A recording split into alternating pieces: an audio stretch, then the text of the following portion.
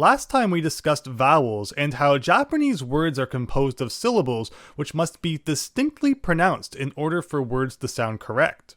In this video, we are going to touch on additional concepts which can impact how a Japanese word sounds or is pronounced. And by not following these concepts, you could accidentally end up finding yourself saying a completely different word from what you intended.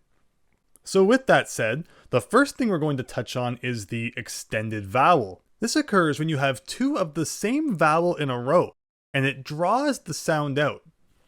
Oki, meaning big, is different from just saying oki, meaning the open sea. When you see Japanese words written in romaji, meaning when they're written with English characters so that those who do not yet know hiragana or katakana can read them, you may come across times when some words are written with certain characters truncated, and rather a vowel will just have a line over it indicating that that vowel is extended. Sometimes, however, in order to make Japanese words more approachable to English speakers, you may even see where this line is completely absent. However, as just discussed, should a word then be pronounced as it's shown, without that extended vowel, you risk saying something completely different from what was intended. Let's take a look at the name of Japan's capital city, Tokyo, or as you have more likely heard it pronounced, something along the lines of Tokyo.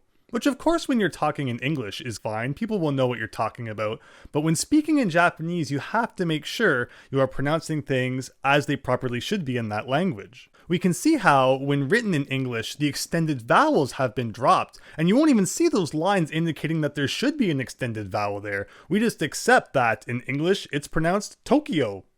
But this is one good example of why it's just so essential to learn katakana and hiragana at the earliest possible opportunity, because romaji will only get you so far. With an understanding of hiragana, we can look at how Tokyo is actually spelled in Japanese, and there's no chance whatsoever of missing any vowels that may have been taken out of the romaji writing. Tokyo, Tokyo, Tokyo, versus Tokyo, Tokyo. You may also notice how it's actually the U sound in this case, which is extending the O vowel sound. The pronunciation of the U vowel is still there ever so slightly, but generally it's more of an extension of the O sound, which comes before it. You may also even see places in English where an extended O sound is actually written OH, such as the famous baseball player Ohtani Shohei. While it should actually be two O's side by side, in English we would pronounce that as more of an U sound. So, to make it more phonetically understandable, they put OH instead. But this again is just another example of why it's so important to have that understanding of katakana and hiragana as soon as possible, because nothing beats reading a Japanese word right from the source. On that note, one last thing which we need to discuss in regards to extended vowels is something that you will see in written katakana and in katakana only. And that is a straight line which comes after a character to extend the vowel which comes before it.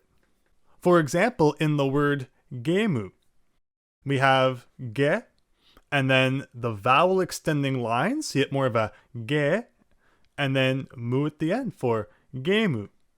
In hiragana, rather than this vowel extending character, instead, hiragana character representing the extended vowel will take its place, as we saw with oki.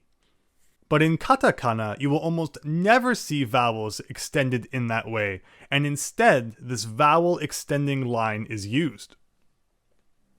I hope you have enjoyed this video on Japanese extended vowels. There's still more to cover in regards to Japanese pronunciation. However, even just with what you've learned so far, you should be well on your way to pronouncing Japanese words like a pro.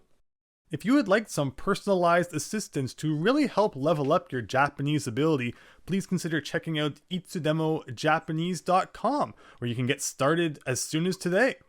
If you enjoyed this video or found it helpful, please consider liking and subscribing, as it will help more of my content reach your feed. And with that, thank you again for watching. I wish you all of the very best on your Japanese language journey.